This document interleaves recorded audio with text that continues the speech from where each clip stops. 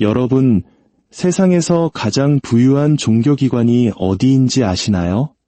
아마 많은 분들이 바티칸을 떠올리실 겁니다. 맞습니다.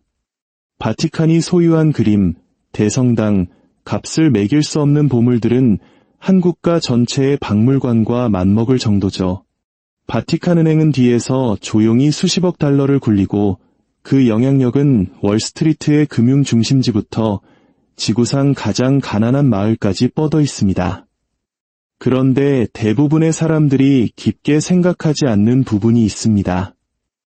이 거대한 부의 제국이 어느 날 갑자기 하늘에서 뚝 떨어진 게 아니라는 사실입니다. 차곡차곡 아주 정교하게 만들어진 것이죠. 역사상 모든 거대 자산이 그랬던 것처럼 그 기초는 단순히 신앙심만으로 쌓인 게 아닙니다. 돈과 권력, 그리고 때로는 신실한 신자들을 충격에 빠뜨릴 만한 거래들로 다져졌습니다. 오늘 이야기는 신학 강의가 아닙니다. 이건 철저히 경제학의 관점에서 보는 이야기입니다.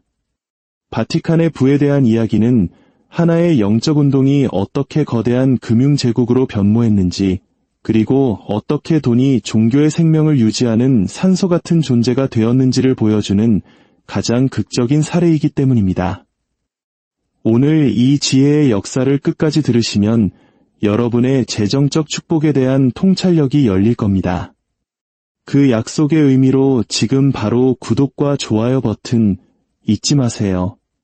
이야기는 기독교가 합법이 된 그 순간부터 시작됩니다. 서기 313년 로마의 콘스탄티누스 황제는 밀라노 칙령을 발표합니다. 수세기에 걸친 박해를 끝내고 기독교를 공인한 것이죠.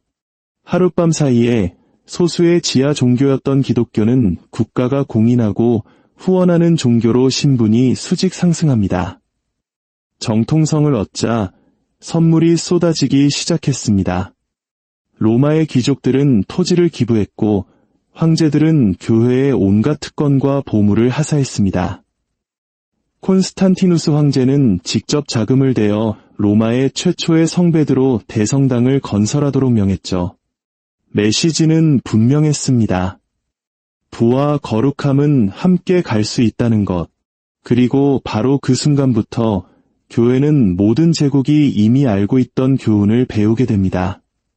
돈이 곧 권력이며 권력을 유지하려면 돈이 필요하다는 사실을 말입니다. 중세 초기에 이르러 교회는 첫 번째 위대한 금융혁신 상품을 완성합니다. 바로 11조입니다. 신자들은 자신의 소득 10분의 1을 교회에 바쳐야 했습니다. 이 돈은 가난한 농부의 밭에서 나와 지역 교구에 헌금함으로 다시 주교를 거쳐 최종적으로는 로마 교황청으로 흘러들어가는 안정적인 현금 흐름, 즉 캐시카우가 되었습니다. 한번 상상해 보세요. 여러분이 중세 시대의 농부라고요. 당장 내 가족 먹여 살리기도 벅찬데 수확한 곡식의 10분의 1을 떼어 교회에 바쳐야 합니다.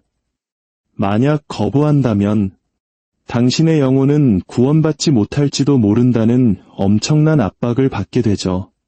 이건 자선이 아니었습니다. 사실상 종교의 이름으로 신성하게 포장된 세금 징수 시스템이었죠. 수세기에 걸쳐 21조는 교회를 유럽 최대의 부동산 큰손으로 만들었습니다. 서기 천년경 가톨릭 교회는 서유럽 전체 토지의 거의 3분의 1을 소유한 것으로 추정됩니다. 단순히 성당이나 수도원 부지가 아니었습니다. 농지, 포도밭, 방앗간, 숲, 은행이나 채권이 존재하기 훨씬 전부터 실질적인 부를 창출하는 진짜 유형자산, 즉 리얼 에셋을 손에 쥔 겁니다. 지금의 강남 빌딩주들은 명함도 못 내밀 수준이었죠. 하지만 이야기는 점점 더 어두워집니다. 토지와 11조만으로는 계속해서 커지는 교회의 조직을 만족시킬 수 없었거든요. 11세기에 이르러 교회는 또 다른 강력한 금융무기를 발명해냅니다. 바로 면죄부입니다. 아이디어는 단순했고 마케팅은 기가 막혔습니다. 교회에 돈을 내면 당신이나 이미 죽은 당신의 가족들이 지은 죄에 대한 벌을 사후 세계에서 줄여준다는 겁니다. 이것 말 그대로 구원에 유료하였습니다. 요즘 게임으로 치면 천국행을 보장하는 역대급 페이투윈 아이템이었던 셈이죠. 그리고 이 사업은 엄청난 수익을 냈습니다. 면죄부 판매금은 바티칸의 금고를 황금으로 가득 채웠고 이 돈은 단순히 성당을 짓는 데만 쓰이지 않았습니다. 전쟁 자금으로도 쓰였죠. 이 시점에서 교회는 더 이상 단순한 종교단체가 아니었습니다. 국제 정세를 움직이는 지정학적 플레이어, 즉 지정학적 파워가 된 것입니다. 1096년에 시작된 십자군 전쟁은 성스러운 전쟁으로 기억되지만 동시에 거대한 금융 프로젝트이기도 했습니다. 군대를 움직이려면 막대한 자금이 필요했고 교회는 전쟁 비용을 충당하기 위해 새로운 세금을 부과했습니다. 전쟁에 나갈 형편이 안 되는 기사들에게는 대신 면죄부를 사면 똑같은 효과를 얻을 수 있다고 설득했죠. 도시를 정복하면 보물을 약탈했고 점령한 땅은 신앙의 이름으로 그리고 동시에 교황청의 이름으로 편입되었습니다. 십자군 전쟁이 끝날 무렵 바티칸은 영적인 권위뿐만 아니라 어지간한 왕국의 군주들을 능가하는 군사력과 재력을 갖추게 되었습니다. 바로 이 지점에서 역사의 아이러니가 폭발합니다. 사제들은 강단에서 가난과 겸손의 미덕을 설교했지만 정작 바티칸은 유럽 최대의 지주이자 세금 징수기관이 되어가고 있었습니다. 평범한 신자들은 탐욕이 얼마나 큰 죄인지에 대한 설교를 들으면서도 정작 교회는 그 어떤 군주도 따라올 수 없는 규모로 부를 축적하고 있었죠. 이것은 모든 제국에서 반복되는 패턴입니다. 대중에게는 도덕적인 명분을 이야기하지만 그 뒤에는 차갑고 거대한 금융 시스템이 숨겨져 있는 법이죠. 중세 후반 바티칸은 지주에서 금융가로 진화했고 르네상스 시대에 이르러서는 돈과 정치의 심장부가 되었습니다.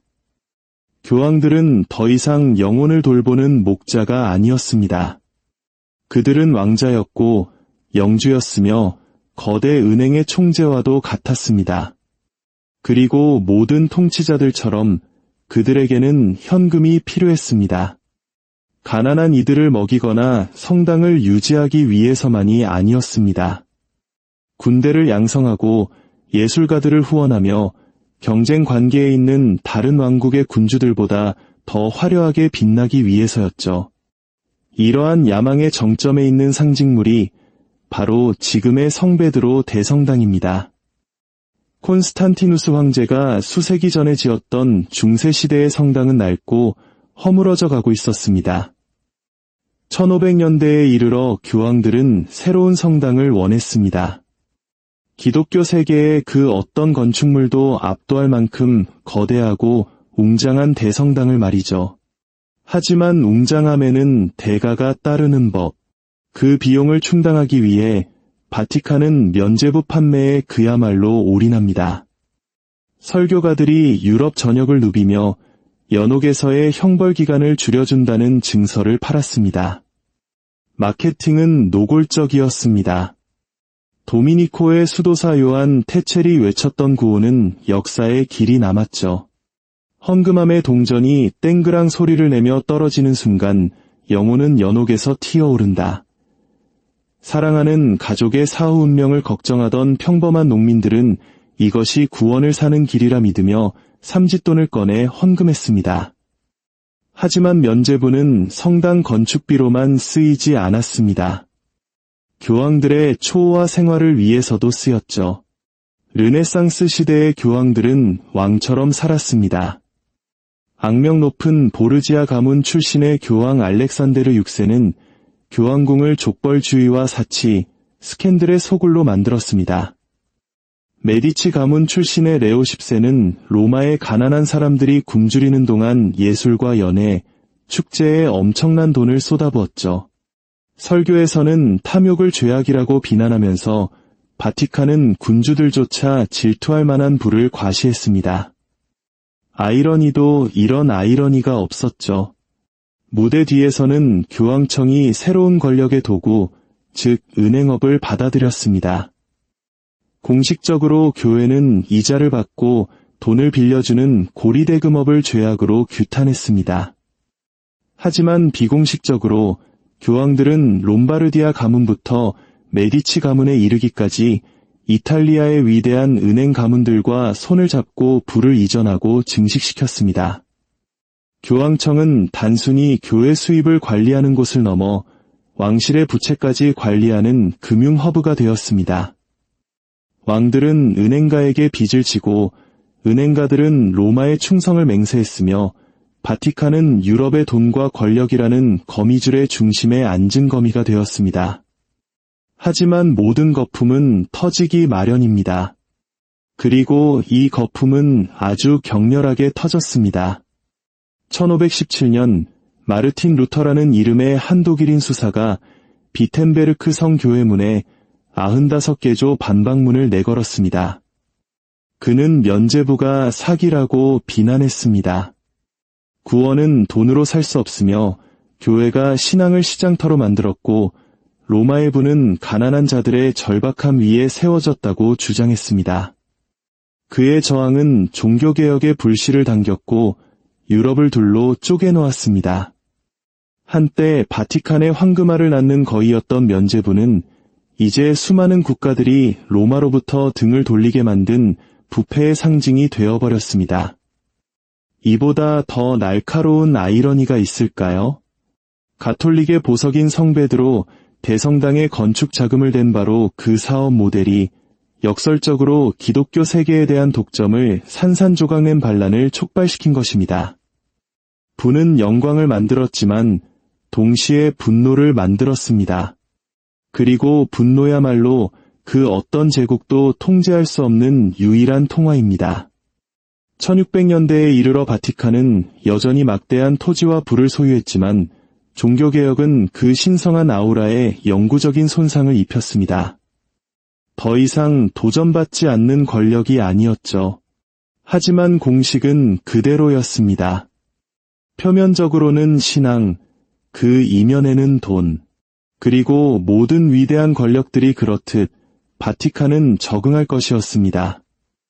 유럽의 절반에 대한 충성심을 잃었음에도 불구하고 바티칸은 믿음을 대차대조표로 바꾸는 새로운 방법을 찾아낼 것이었으니까요.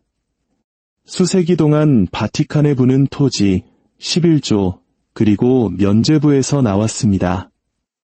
하지만 19세기에 그 제국에 균열이 가기 시작합니다.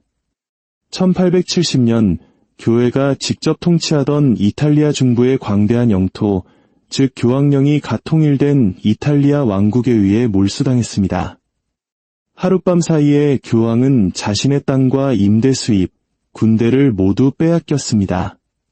바티칸은 영토 제국에서 영적 제국으로 축소되었고 많은 사람들은 바티칸의 금융 권력도 끝났다고 생각했습니다. 하지만 역사는 돈 위에 세워진 기관이 그렇게 쉽게 돈을 포기하지 않는다는 것을 보여줍니다. 컴백은 20세기 가장 간과된 거래 중 하나인 1929년 라테라노 조약을 통해 이루어졌습니다. 자신의 파시스트 정권에 대한 교황의 지지를 확보하고 싶었던 베니토 무솔리니는 바티칸과 협정을 맺습니다. 이 거래로 교회는 바티칸 시국에 대한 주권을 인정받았고 더 중요하게는 잃어버린 영토에 대한 막대한 보상금을 받게 됩니다. 현금 7억 5천만 리라와 10억 리라 상당의 국채, 오늘날 가치로 환산하면 수십억 달러에 달하는 거금이었습니다. 교회는 거의 재정 파탄 직전에서 갑작스러운 행제를 맞은 셈입니다. 이것은 자신의 축복이 필요했던 한 독재자가 유럽에서 가장 오래된 기관에 제공한 구제금융이었습니다. 이 돈으로 바티칸은 새로운 금융기계를 구축했습니다. 바로 종교사업연구소, 우리에게는 바티칸은행으로 더 잘 알려진 기관입니다. 공식적으로는 종교단체와 자선단체의 자금을 관리하는 곳이었죠. 하지만 실제로는 베일에 쌓인 금융강자로 거듭났습니다. 대부분의 금융감독으로부터 자유로운 상태에서 비밀리에 운영되었고 순식간에 세계 정치의 복잡한 그물에 얽히게 되었습니다. 냉전 시대에는 바티칸의 자금이 반공산주의 운동을 지원하는 데 쓰였습니다. 1980년대에는 방코 암브로시아노 스캔들의 중심에 섰습니다. 수십억 달러가 사라지고 하느님의 은행가로 불리던 로베르토 칼비가 런던의 블랙프라이어스 다리 밑에서 목을 매 숨진 채 발견되었죠. 그의 주머니는 벽돌로 가득 차 있었습니다. 그의 죽음은 살인으로 결론났고 바티칸 은행이 마피아 네트워크, 정보기관, 그리고 오늘날까지도 그 명성의 오점으로 남은 돈 세탁 계획과 연루되었다는 소문이 꼬리에 꼬리를 물었습니다. 이 아이러니는 너무나도 극명합니다. 가난과 겸손을 설파하는 기관이 대부분의 기업보다 금융의 어두운 기술을 더 잘 마스터했다는 사실 말입니다. 토지와 면죄부로 부를 쌓고 조약과 은행을 통해 그 부를 부활시켰으며 월스트리트의 거물들이 부러워할 만한 여러 겹의 비밀주의로 그 부를 지켜냈습니다. 암브로시아노 스캔들부터 마피아 자금 세탁 혐의까지 온갖 추문이 터져나왔지만 바티칸은 실패하기에는 너무나도 신성한 존재로 남아있었습니다. 오늘날 바티칸의 정확한 자산 규모는 미스터리입니다. 미켈란젤로의 시스티나 성당 천장화, 라파엘로의 프레스코와 같은 값을 매길 수 없는 예술품들은 팔 수는 없지만 그 가치는 수십억 달러에 달합니다. 여러 기관의 장막 뒤에 가려져 있지만 그들이 소유한 부동산과 투자 자산은 여전히 방대합니다. 공식적으로 바티칸은 그리 크지 않은 연간 예산을 발표합니다. 하지만 역사를 공부해본 사람이라면 누구나 압니다. 눈에 보이는 것은 환상이며 환상은 권력의 도구라는 것을요. 여기에 바로 오늘 우리가 배워야 할 교훈이 있습니다. 바티칸의 부는 하늘에서 떨어진 것이 아닙니다. 세금, 토지 수탈, 면죄부 판매, 조약, 그리고 은행이라는 역사상 모든 제국이 사용했던 것과 똑같은 도구들을 통해 설계되고 수집되고 방어되었습니다. 구원을 팔고 신자들에게 세금을 매기고 왕이나 독재자와 거래를 하고 현대정부나 기업들이 하는 것과 똑같이 돈의 흐름을 조작함으로써 성장했습니다. 이 이야기는 신앙에 대한 이야기가 아닙니다. 바로 권력이 작동하는 시스템, 그 기계 장치에 대한 이야기입니다. 이것이 바로 지금 우리에게 중요한 이유입니다. 바티칸은 특별한 사례가 아니기 때문입니다. 조용히 자신의 배를 불리면서 당신에게는 그들의 약속을 믿으라고 말하는 모든 시스템은 똑같은 게임을 하고 있습니다.